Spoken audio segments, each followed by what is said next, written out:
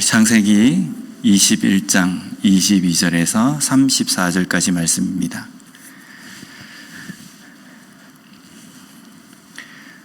우리 함께 천천히 봉독하도록 하겠습니다. 시작.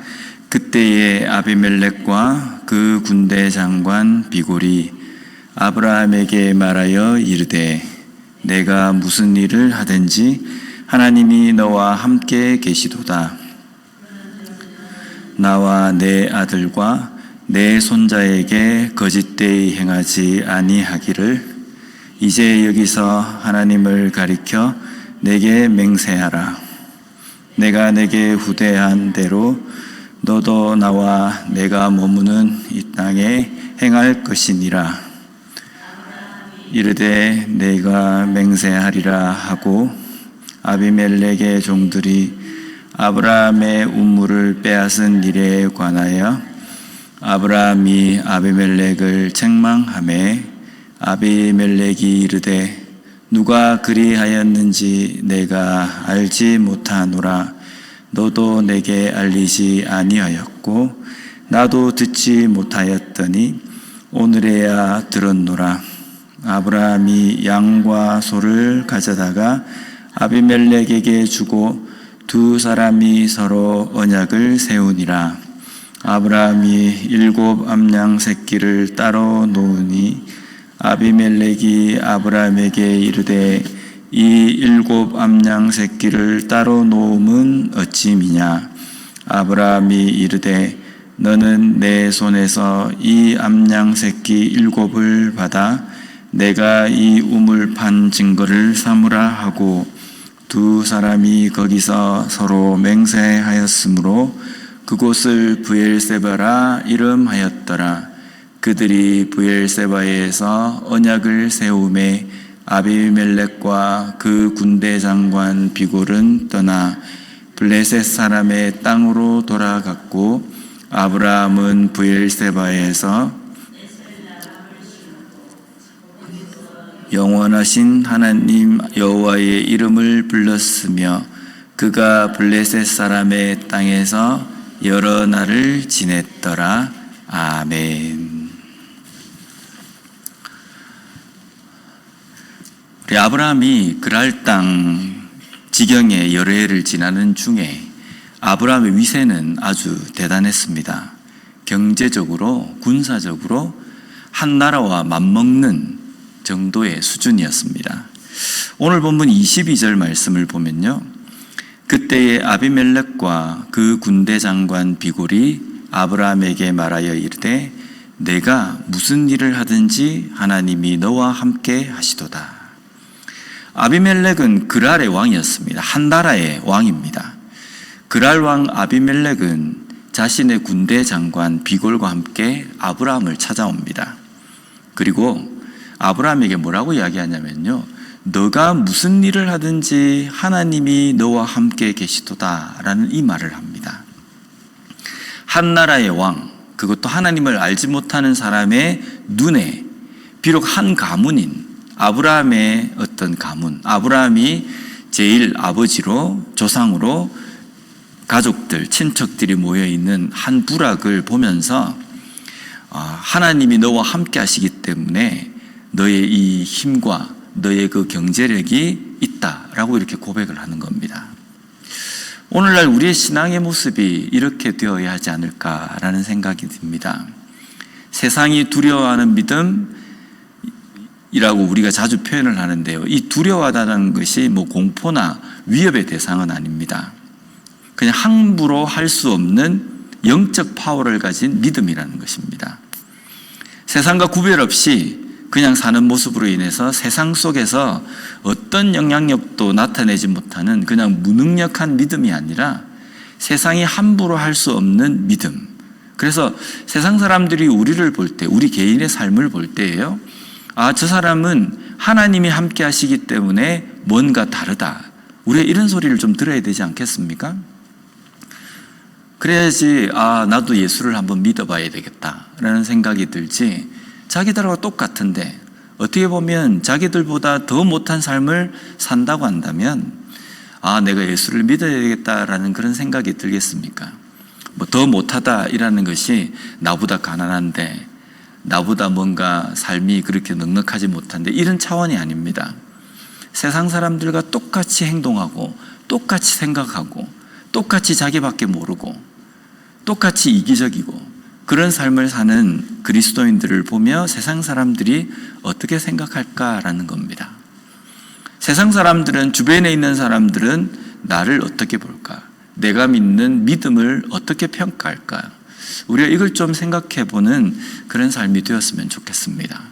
조금이라도 나와 다르다, 역시 이것이 믿음이구나 라는 말을 듣는 우리 모두가 되었으면 좋겠습니다. 아비멜렉이 아브라함을 찾아와서 요청한 것이 있습니다. 본문 23절 말씀을 보면, 그런즉 너는 나와 내 아들과 내 손자에게 거짓되이 행하지 아니하기를 이제 여기서 하나님을 가리켜 내게 맹세하라. 내가 내게 후대한 대로 너도 나와 내가 머무는 이 땅에 행할 것이니라. 지금 아비멜렉이 아브라함을 찾아와 가지고요, 요청하는 이야기의 중심 요지는 거짓되이 행하지 말라는 겁니다.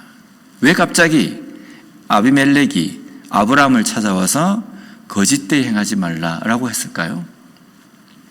아브라함이 거짓말한 것 때문에 아비멜렉이 곤경에 빠진 적이 있습니다. 어떤 겁니까? 아브라함이 자신의 아내 사라를 누이라고 속인 것입니다. 누이라고 속인 것 때문에 아비멜렉이 그 사라를 데려다가 자신의 아내로 삼으려고 했는데 하나님이 그 아비멜렉 가문에 심판하신 겁니다. 모든 여자의 태를 다 닫으신 겁니다. 임신을 하지 못하도록 만드셨다는 겁니다. 그러니까 그러다가 또 아비멜렉까지 죽을 위기에도 처해졌었습니다. 그러니까 아비멜렉이 그것 때문에 어려움을 당한 겁니다. 아브라함과 함께 하시는 하나님께서 아브라함을 지키심을 아비멜렉이 본 겁니다. 이로 인해서 아비멜렉은요, 다시는 그런 거짓되이 행하는 삶을 살지 말라. 그래서 우리로 하여금 공경에 빠지지 않도록 좀 해달라라는 요청입니다. 그리고 아브라함과 아비멜렉은요, 서로 맹세합니다. 여기서 우리가 한 가지 생각해 봐야 될 게 있습니다. 거짓말한 것은 아브라함이거든요. 그런데 아브라함의 그 거짓말 때문에 순진하게 믿고 당한 사람은 아비멜렉입니다. 그러면 누가 더 나쁜 짓을 한 겁니까? 아내를 누이라고 거짓말을 한 사람이 나쁜 사람입니까? 그 사람이 거짓말을 한 것을 그대로 믿고, 아브라함이 누이구나, 그러면 내가 이 여자를 내 아내로 삼아도 되겠다라고 해서 데리고 간 사람이 나쁜 짓을 한 겁니까? 우리가 볼 때에는요, 아브라함이 더 나쁜 짓을 한 거거든요. 거짓말을 한 이 행동으로 인해서 아비멜렉뿐만 아니라 아비멜렉 전 가문이 어려움을 당했습니다. 그래서 어떻게 보면은 하나님께 심판을 받아야 되는 사람은 아브라함입니다. 그런데 하나님은 아비멜렉에게 벌을 내리셨다는 겁니다.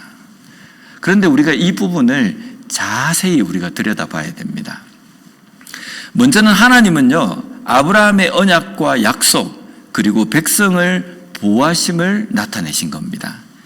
하나님께서 아브라함에게 약속하신 것은요, 아브라함과 사라에게서 난 자식을 통해서 큰 민족을 이루게 할 것이다 라는 그 약속입니다. 그 혈통을 통해서 구원자 메시아가 날 것을 약속하신 겁니다. 그 약속을 하나님은 지키신 것입니다. 지키시기 위해서 아비멜렉을 막으신 겁니다. 다음으로요, 아비멜렉은 죄가 없는 것이 아닙니다. 그는 왕이라는 위치를 가지고 나그네인 아브라함이 누이라고 말한 사라를 아내로 삼으려고 데려간 것입니다. 만약에 이 상황에서요, 아브라함이 거부할 수 있는 상황이라고 한다면 아브라함이 거짓말을 행하지 않았을 겁니다. 그런데 아브라함이 자신의 아내를 누이라고 속일 수밖에 없는 상황은 아비멜렉이 왕이라는 그 권력을 통해서 자신의 아내를 뺏어갈 수도 있다라는 그런 분위기와 그 환경 때문에 아브라함이 자신의 아내 사라를 누이라고 속인 것입니다. 마지막으로 아브라함의 입장에서입니다. 아브라함의 입장에서는요, 나는 거짓말을 해도 하나님이 다 해결하시구나, 이런 생각을 하게 될까요? 내가 거짓말을 했는데 하나님이 나는 벌하지 않으시고 오히려 아비멜렉을 벌하시구나. 나는 거짓말을 해도 하나님이 다 뒤처리를 다 해주시구나, 뒷감당을 해주시구나, 이렇게 생각하겠습니까? 전혀 그렇지 않습니다. 아브라함의 입장에서는 내가 한 이 거짓말 한마디로 인해서 어떤 파장이 일어나는지를 깨닫게 되는 겁니다. 그리고 하나님께서는 그 잘못을 한 아비멜렉 가문에 벌을 내리시는 모습을 보면서 하나님 앞에 잘못한 이 죄에 대해서 하나님은 이 큰 진노를 내리시구나라는 것을 깨달아야 한다는 겁니다. 그래서 아브라함은 다시는 내가 거짓되이 행하지 않겠다라고 맹세하게 되는 겁니다. 그런데 아비멜렉이 다시는 아브라함에게 거짓되이 행하지 않겠다라고 맹세하라라고 말할 때 아브라함은요, 아비멜렉에게 운물에 대한 다툼에 대해서 항의합니다. 당시에 아브라함의 식소를 약 1000명에서 1500명 정도 될 것이다 라고 추정합니다. 아브라함이 제일 어른으로서 그 밑에 자식들의 자식, 그리고 가족들, 친족들 다 합해서 한 1500명 정도 되지 않을까라고 추정합니다. 왜냐하면요, 그 당시에 조카 롯이 잡혀갔을 때에 아브라함이 그 조카를 구하기 위해서 군사 318명을 데리고 가서 싸웁니다. 이때 318명은 군인이거든요. 그러니까 구약시대 때 군인으로서 싸움에 나갈 사람은 장정만입니다. 남자 장정만.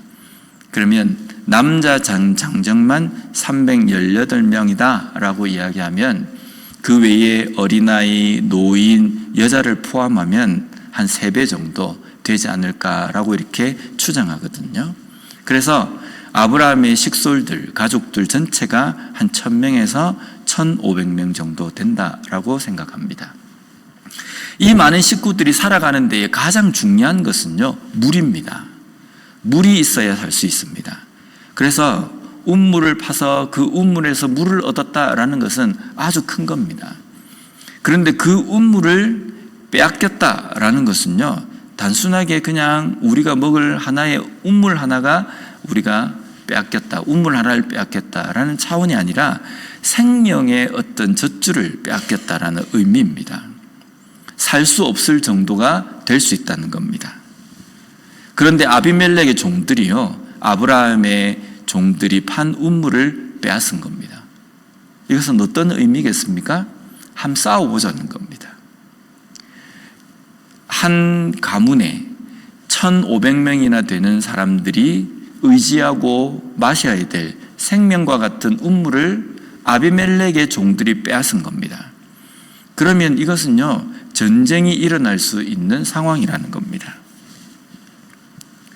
그래서 아브라함은 아비멜렉에게 이것을 항의합니다. 또한 아브라함은요, 거짓되이 행하지 말라라는 확답을 받으러 온 아비멜렉에게 오히려 운물에 대한 사건을 거론함으로 한 나라를 상대로 당당함을 나타내고 있습니다. 너가 나에게 거짓말을 하지 말라고 이야기하느냐? 너희들은 왜 젖줄과 같은 이 운물을 왜 빼앗느냐라는 것을 지금 이야기한다는 겁니다. 아브라함이 이렇게 당당할 수 있었던 것은 그가 가진 군사력이 그랄이라는 나라를 상대로 할 만큼의 막강했기 때문입니까? 아브라함이 가진 군사력이 막강하기 때문에 아비멜렉에게 너희들은 왜 우리의 운물을 빼앗았느냐라고 당당할 수 있었겠습니까? 그렇지 않습니다. 아비멜렉이 이야기한 것처럼요, 아브라함의 삶에 하나님이 함께 하심을 확신하기 때문입니다. 그래서 자신의 잘못에 대해서는 맹세를 하고, 좋다, 내가 잘못했다, 내가 다시는 그렇지 않겠다라고 약속을 하고, 자신이 요구할 것에 대해서는 당당하게 말할 수 있었던 겁니다. 이것을 통해서 오늘날 우리가 그리스도인으로서 삶에서 당당할 수 있는 이유가 무엇인지에 대해서 돌아보게 하십니다. 세상에서 우리가 권력이 있고 경제적으로 부유하면 당당해질 수 있습니다. 그렇지 않습니까? 내가 재산이 부유하고 물질적으로 다른 사람들이 범접할 수 없을 정도로 내가 풍요로우면 세상에서는 충분히 당당할 수 있습니다. 때로는 직업적으로 확실한 직업을 가지고 있으면 당당합니다. 반면에 권력도 없고 경제적으로 부유하지 못하고 직업적으로도 확실하지 못하면 위축됩니다. 그렇습니까? 그러나 이것은요, 세상적인 법칙입니다. 우리 그리스도인은 분명히 이 땅 가운데서 당당해야 합니다. 그런데 그 당당한 이유가 다른 것에 있는 것이 아닌 믿음, 신앙 때문에 당당해야 한다는 겁니다. 하나님이 나와 함께 하시기 때문이라는 겁니다. 그리고 그 하나님을 믿고 의지하는 그리스도인으로서 당당해야 합니다. 세상의 어떤 위협이나 어떤 핍박이나 박해 가운데서도 그리스도인들은 당당해야 합니다. 내가 돈이 많기 때문도 아니고 내가 권력이 있어서도 아니고 내가 직업적으로 확실하기 때문도 아닙니다. 하나님이 나와 함께 하신다는 겁니다. 천지 만물의 주인이신 하나님이 내 편이시기 때문에 당당한 그 믿음으로 우리가 살아가야 한다는 겁니다.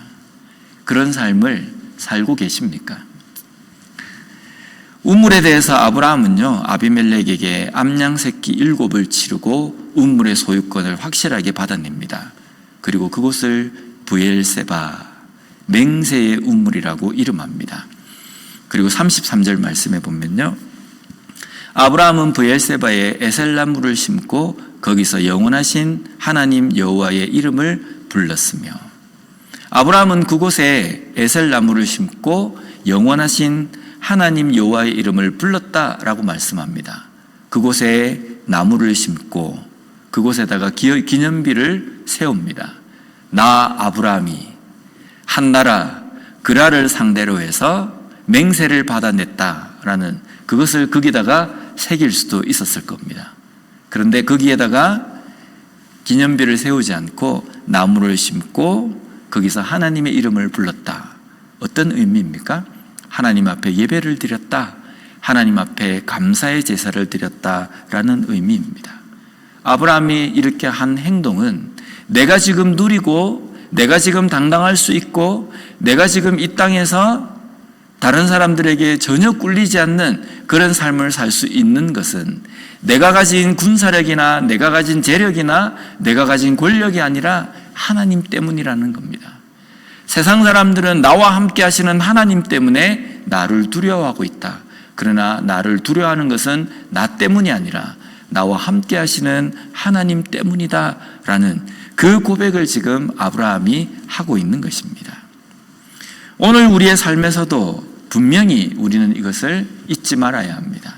우리가 세상 가운데 당당해야 합니다. 세상은 우리를 보며 두려워해야 합니다. 두려워한다는 것은 전혀 공포의 대상이라는 의미가 아니라 함부로 할 수 없는 사람이구나, 내가 범접할 수 없는 사람이구나, 이런 말을 들어야 합니다. 그런데 그 범접할 수 없다라는 그것이 내가 가진 어떤 상황이 아니라 나와 함께 하시는 하나님 때문에, 내가 하나님을 믿는 그 믿음 때문에 그렇게 생각하고 그렇게 보는 그런 삶이 되어야 된다는 겁니다. 우리는 세상 가운데 당당하는 모습을 우리가 살아야 되지만 우리의 마음적으로 우리의 내면에서는 당당하지만 겉모습, 행동으로서는 겸손한 모습이 되어야 한다는 겁니다. 내가 하나님을 믿는데 세상이 나를 어떻게 해? 그러면서 거만하게 우리가 살아라는 그 의미가 아닙니다. 우리 속에 있는 내면, 믿음은 당당하지만 겉으로 나오는 그 삶은 내 속에 계신 하나님의 그 성품을 닮아서 온유함으로 다른 사람을 대하고 그런 삶을 사는 모습이 되어야 된다는 겁니다. 이것이 바로 세상 가운데 당당한 그리스도인으로 살아가는 모습이라는 겁니다. 이러한 모습으로 살아가는 우리가 되었으면 좋겠습니다. 그리고 내 삶 속에 누리는 모든 것들이 하나님으로부터 온 것임을 온전히 고백하는, 하나님의 영광을 나타내는 그리스도인으로 사는 우리 모두 되었으면 좋겠습니다. 기도하겠습니다.